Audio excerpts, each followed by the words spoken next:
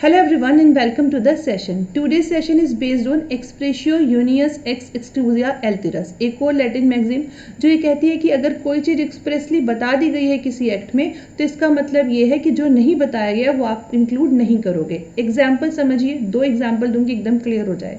मैंने आपको बोला कि मूंग की दाल बनानी है, आपने बोला मुझे नहीं आती है, बताइए कैसे बनानी है। मैंने कहा मूंग की दाल बनाने के लिए आपको धुली हुई मूंग की दाल लेके आनी है, पानी लेना है और उसके बाद जो है आपको नमक और हल्दी से उसे उबाल देना है और उसमें थोड़ा सा घी डाल देना, बहुत अच्छा स्वाद आ जाएगा।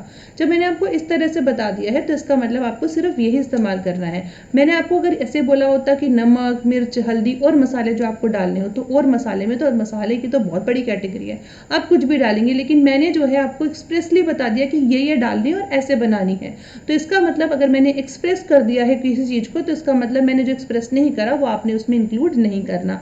एग्जाम्पल के तौर पे अगर हम लॉ के कंटेक्स्ट में समझेंगे तो आप देखिए हमारे पास पुलिस एक्ट है, हमारे पास पोक्सो है यानी prevention of offences prevention of sexual offences against children. तो वहाँ स्पेसिफिकली ये जो एक्ट बनाया गया है वो चिल्ड्रन के लिए बनाया गया है, यानी सेक्सुअल ऑफेंसेस चिल्ड्रन के अगेंस्ट ना हो उनको रोकने के लिए वो एक्ट बनाया गया है। जब वहाँ स्पेसिफिकली चिल्ड्रन वर्ड यूज कर लिया गया है इसका मतलब वो एक्ट अडल्ट के लिए है ही नहीं।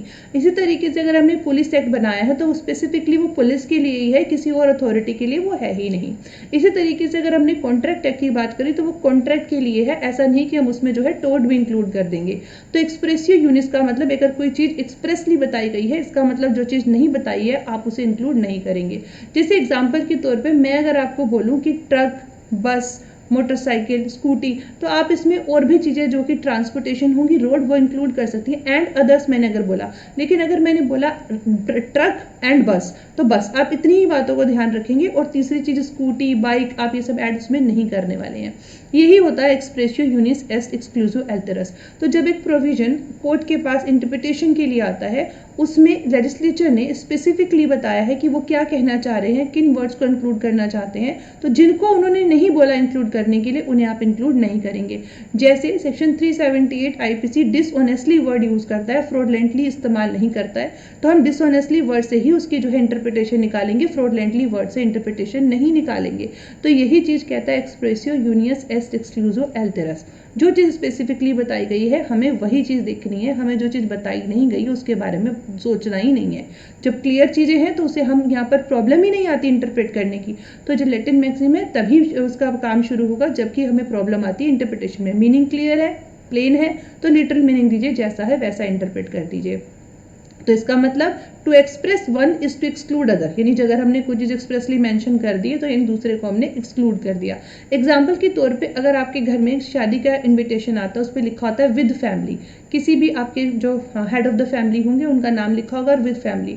अब विद फैमिली में आप आपकी जो भी फैमिली है उन सबको लेके जा सकते हैं, लेकिन अगर लिखा है आप जिस भी हेड ऑफ द फैमिली है उसका नाम आ गया, या फिर अगर मान लीजिए आपके कोई फ्रेंड का कार्ड आया वो सिर्फ आपके नाम पे आया तो स्पेसिफिकली वो आप ही को इन्विटेशन दिया है, किसी और को इन्विटेशन नहीं है। लेकिन अगर विद फैमिली है तो आप सब चले जाएंगे, तो विद फैमिली में तो बहुत लोग चले जाएंगे, लेकिन एक स्पेसिफिकली एक बंदे का ही नाम लिया तो इसका मतलब सिर्फ वही बंदा जाएगा और नहीं जाएगा। तो express one is to exclude the other, ये होता है इसका मीनिंग। यहाँ पर कहा गया है कि अगर something is mention expressly in the statute तो आप ये प्रिजम्पशन लगाएंगे कि जो चीज़ मेंशन नहीं है वो चीज़ आपने इंक्लूड ही नहीं करनी है। तो ऑनरेबल सुप्रीम कोर्ट ने GVK industries limited versus ITO 2011 के केस में यही बातें कही जो हमने अभी तक आपको दोहराई है। मैं कहूँ कि इन्हीं बातों को मैंने अभी अब तक आपको एक्सप्लेन किया है कि अगर कोई चीज़ जो है कहीं पर एक्सप्रेसली मेंशन की गई है तो वो एक्सक्लूड करती है उस चीज़ को जिसको कि मेंशन नहीं किया गया है। तो यहाँ पर ये मैक्सिम जो है वो ये कहती है एक्सप्रेसली अगर किसी को मेंशन किया गया है तो वो जिसको मेंशन नहीं करा गया उसे एक्सक्लूड कर रहा है। यहाँ पर एक केस है कोलुहोन वर्सेस ब्रूक्स 1886 का। इसमें लॉब्स एलजे ने कहा कि जो मैक्सिम है ये वैल्यूएबल सर्वेंट तो है लेकिन डेंजरस मास्टर भी है, तो इसको जब इंटरप्रेट करते हुए इस्तेमाल किया जाएगा बहुत ध्यान से इस्तेमाल करना है। इसका इफेक्ट ये होगा कि अगर एक लिस्ट ऑफ वर्ड दी हुई है अगर वो जनरल वर्ड से फॉलो नहीं होती, यानी एंड एक्सेट्रा अदर्स ये वर्ड अगर नहीं लिखे हुए हैं तो आपको वो वर्ड्स के थ्रू जो है उनको इंक्लूड ही नहीं करना, किसी और चीज़ों को लेकर के ही नहीं आना।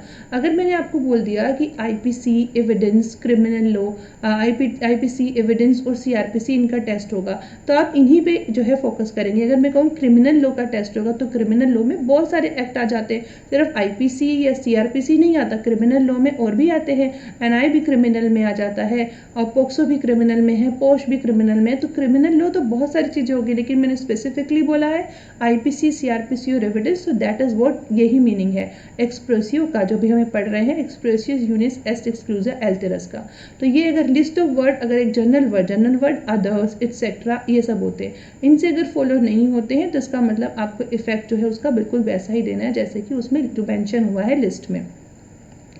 अब इसमें जो है अगर मैंने आपको बताया कि अगर कोई स्टेट्यूट है, अगर वो ये कहती है कि भाई लायंस एंड टाइगर्स, तो आपको लायंस एंड टाइगर ही उसका समझना है, आप लेपर्स या फिर कोई और वाइल्ड एनिमल्स को इसमें इंक्लूड नहीं करेंगे।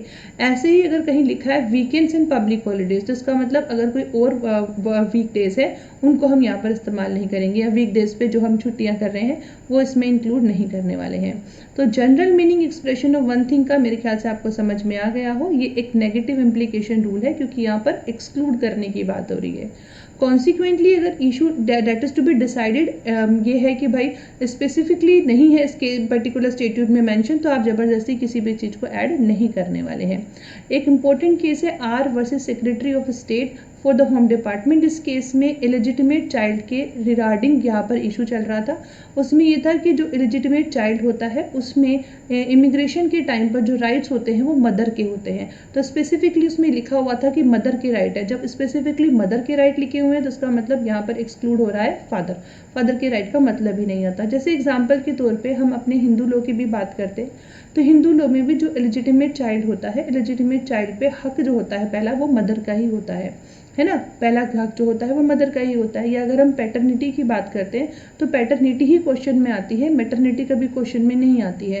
तो जब मैटरनिटी तो डिसाइडेड होती है, तो वही चीज़ है इसके अंदर कि अगर इलेजिटिमेट चाइल्ड है, इस एक्ट में यही बात हुई, इलेजिटिमेट चाइल्ड के ऊपर जो राइट थे वो इमिग्रेशन के कंटेक्स्ट में मदर के होने थे, तो फादर अपने हक जो है उसमें नहीं बना सकता क्योंकि मदर स्पेसिफिकली मेंशन है, तो एक्सक्लूड करता है कि फादर उसमें होने की ज़रूरत नहीं।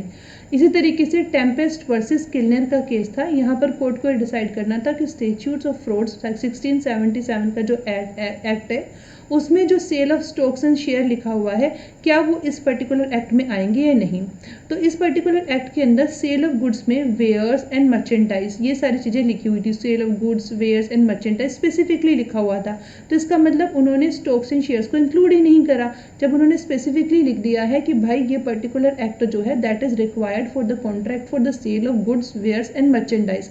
ये समझ में आ रहा है कि उन्होंने स्टॉक एंड शेयर को इसमें इंक्लूड किया ही नहीं। एंड अदर्स तो जैसा कुछ लिखा है ये जनरल वर्ड फॉलो नहीं करे, तो यहाँ पर ये जो एक्ट होगा वो स्टॉक एंड शेयर पर अप्लाई नहीं होगा। इसी तरीके से Parbhani transport cooperative society versus regional transport authority का केस है। यहाँ पर क्या हुआ था, एक पर्टिकुलर जो है प्रोविजन जो है वो मोटर व्हीकल एक्ट 1939 का यहाँ पर जो था वो इम्पग्न था, यानी जो प्रॉब्लम में था। यहाँ पे उस एक्ट के अकॉर्डिंग, मोटर व्हीकल एक्ट 1939 के अकॉर्डिंग जो है जो बसेस चल रही थी स्टेट ऑफ बॉम्बे के अंदर जो है, जो यहाँ पर जो अप्लाई करने की, बसेस को अप्लाई करने की जो अथॉरिटी थी वो कैसे दे रही थी भाई, वो सिर्फ स्टेट ऑफ बॉम्बे को ही दे रहे थे। मतलब जो गवर्नमेंट थी वही अप्लाई कर सकती थी, बसेस प्राइवेट जो है वो अप्लाई नहीं कर सकते थे।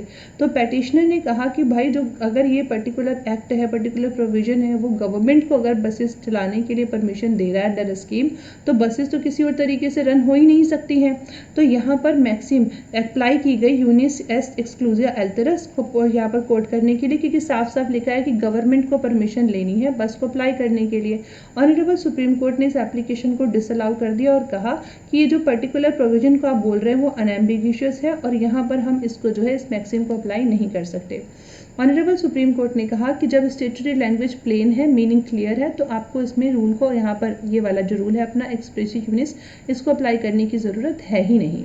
तो यही मैक्सिम को उन्होंने कहा कि भाई जो मैक्सिम तो तब होगी जब आपको लेजिस्लेचर का इंटेंशन नहीं पता, इंटेंशन क्लियर हो रहा है। तो ये सेक्शन 42 सब सेक्शन 3 क्लोज ए का यहाँ पर जो वो इम्पग्न था, यानी ये डिसाइड होना था बात। उन्होंने कहा कि इससे साफ साफ समझ में आ रहा है कि गवर्नमेंट जो है बसेस जब तक नहीं रन कर सकती जब तक उसको जो है क्या नहीं लेनी, परमिशन नहीं नहीं लेनी, तो परमिशन उसको लेनी ही पड़ेगी। तो जब साफ साफ क्लियर लिखा हुआ है तो फिर यहाँ पर इसको मैक्सिम को अप्लाई करने की बात ही नहीं रह गई। तो ये पर्टिकुलर केसेस थे जो हमने कर लिए और ये पर्टिकुलर प्रोविजन, ये पर्टिकुलर मैक्सिम हमने कंप्लीट कर ली। आई होप आपको सेशन अच्छा लगा हो तो प्लीज़ लाइक और शेयर कर देना। Thank you so much.